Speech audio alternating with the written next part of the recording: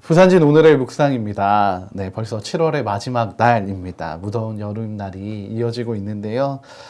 이 더위를 통해서 또 우리 과일과 곡식이 자라가고 익어가듯이 또 우리 영혼도 하나님 안에서 이 시기를 통해 성장하고 자라가기를 기대해 봅니다. 오늘 우리에게 주시는 하나님의 말씀은 예레미야 12장 7절에서 17절까지의 말씀입니다. 내가 내 집을 버리며 내 소유를 내던져 내 마음으로 살아가는 것을 그 원수의 손에 넘겼나니 내 소유가 숲속의 사자같이 되어서 나를 향하여 그 소리를 내므로 내가 그를 미워하였음이로라. 내 소유가 내게 대하여는 문이 있는 매가 아니냐. 매들이 그것을 애워싸지 아니하느냐. 너희는 가서 들짐승들을 모아다가 그것을 삼키게 하라. 많은 목자가 내 포도원을 헐며 내 몫을 짓밟아서 내가 기뻐하는 땅을 황무지로 만들었도다.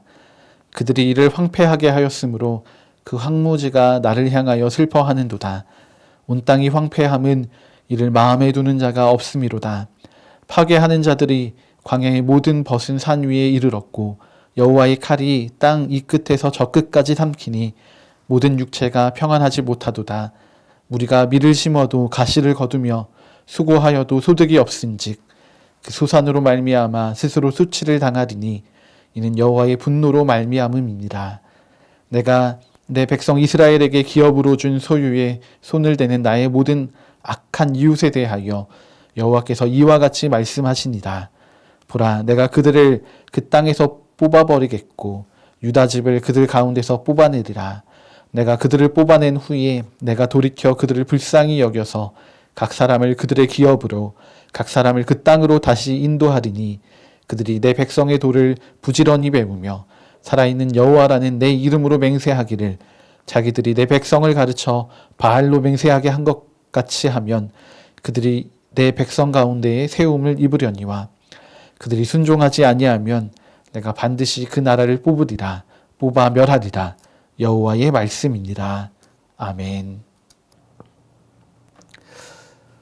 오늘 말씀은 하나님과 이스라엘 백성의 관계를 보여주고 있습니다. 하나님과 이스라엘은 아름다운 언약의 관계였습니다.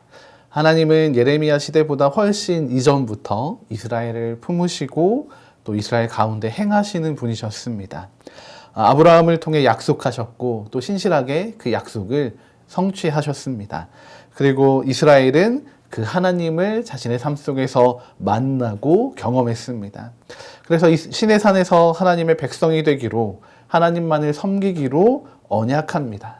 하나님은 이런 이스라엘을 사랑하셨고 이스라엘은 하나님을 의지하고 말씀에 순종하기로 했었습니다.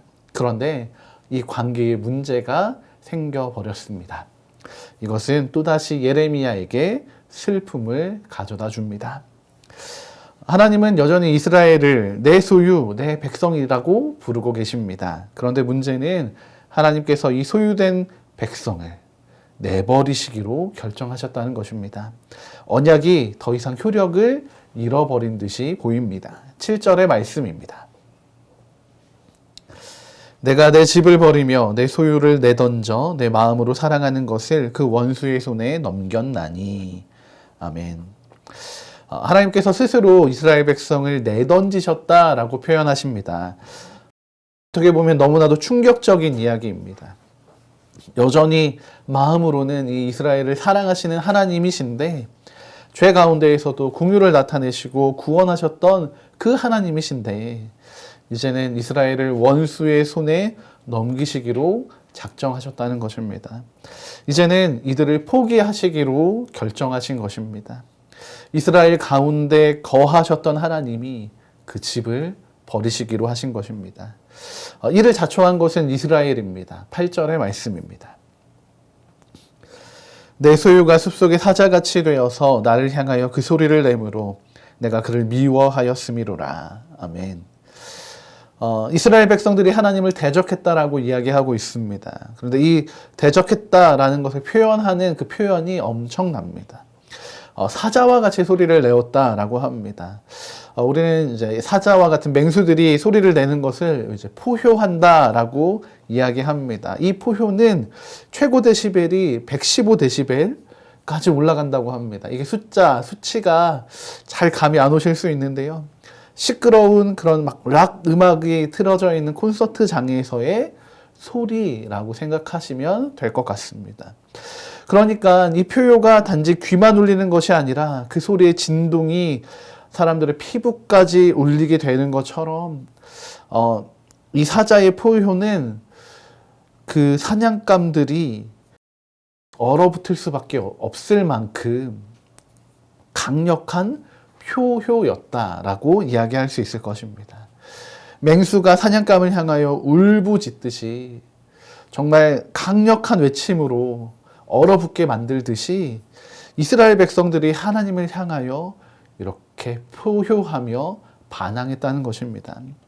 하나님은 이제 이 이스라엘을 미워한다라고 말씀하십니다. 이제 이스라엘은 하나님뿐만이 아니라 모든 것을 잃어버릴 위기에 처해 있는 것입니다.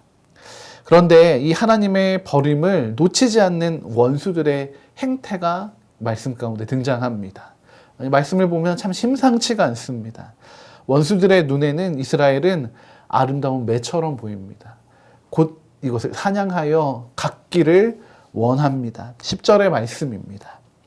많은 목자가 내 포도원을 헐며 내 몫을 짓밟아서 내가 기뻐하는 땅을 황무지로 만들었도다. 아멘.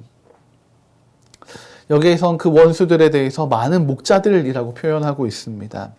목자는 하나님이나 이스라엘 지도자들을 칭하던 표현이었습니다. 그런데 원수와 같은 나라들의 지도자들도 목자라고 표현하고 있습니다.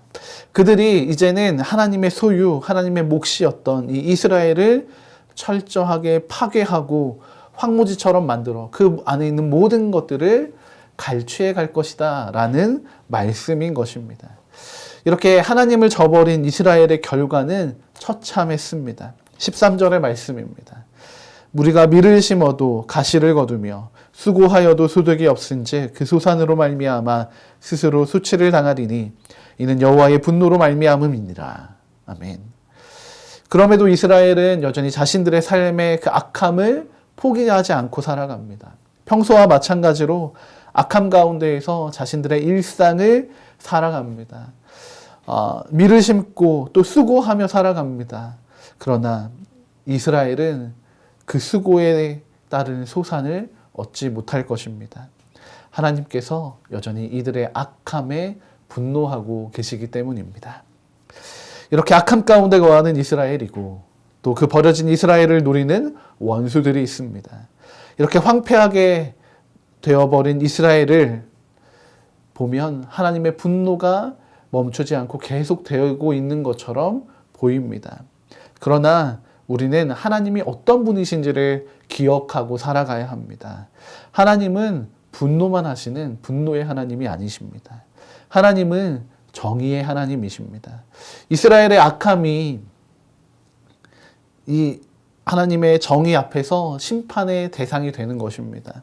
이스라엘의 원수된 나라들이 심판의 도구로 등장하고 있습니다. 하나님은 그렇게라도 하셔서 하나님의 정의를 이 땅 가운데 이루어 가시는 하나님이신 것입니다. 그런데 하나님은 정의의 하나님만이 아니라 공의의 하나님이시기도 합니다. 하나님은 이스라엘의 심판의 도구였던 그 원수된 나라들, 그 나라들을 향하여서도 하나님의 정의를 실현하기 원하십니다. 하나님의 공의가 이루어지는 것입니다. 그들의 죄도 좌시하지 않으십니다. 그들 역시 심판하시는 공의를 이루어 가시는 하나님이신 것입니다. 그리고 무엇보다도 하나님은 사랑의 하나님이십니다. 이스라엘과 또 그 원수된 나라들을 향한 그 심판이 끝난 후에는 다시 그 백성들을 그들의 땅으로 이끌어 돌아가게 하시는 또 그들의 삶의 자리를 회복시키시는 사랑의 하나님이십니다. 사랑과 정의와 공의의 하나님이신 것을 우리는 기억해야 합니다.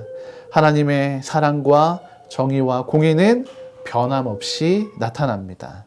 우리가 하나님의 사랑에서 끊어졌다고 생각하고 하나님의 버림 혹은 우리가 하나님을 버렸다라고 생각되는 그때에도 그래서 우리의 모든 소망이 끊어지고 내 삶에는 답이 없는 상황이다라고 생각이 될 때에도 하나님은 우리의 삶 가운데 사랑으로 또 정의로 공의로 우리를 위해 일하고 계십니다.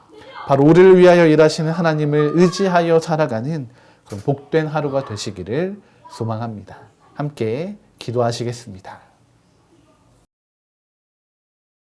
사랑과 정의와 공의의 하나님, 오늘도 우리는 의지할 것이 없습니다. 하나님께도 버림받은 것처럼 느껴지는 순간들도 있습니다. 세상에 무엇 하나 의지가 없다고 생각되는 시간들이 있습니다. 그런 그때에도 하나님이 일하고 계심을 오늘 말씀을 통해 만나게 됩니다. 나의 아픔 가운데에도 하나님이 함께 하심을 느낍니다. 하나님의 사랑과 정의와 공의가 나를 다시 회복하게 하여 하나님께로 이끌어가게 하실 것을 기대하고 소망합니다. 오늘도 우리가 하나님만을 의지하여 살아가게 하시고 모든 상황 가운데 우리와 함께 하시는 그 하나님을 발견하게 하여 주시옵소서. 그렇게 주님과 아름다운 동행을 이루어가는 부산진 모든 믿음의 가족들이 되게 하여 주시옵소서. 그렇게 일하실 주님을 기대하고 소망합니다. 감사드리며 예수님의 이름으로 기도드립니다. 아멘.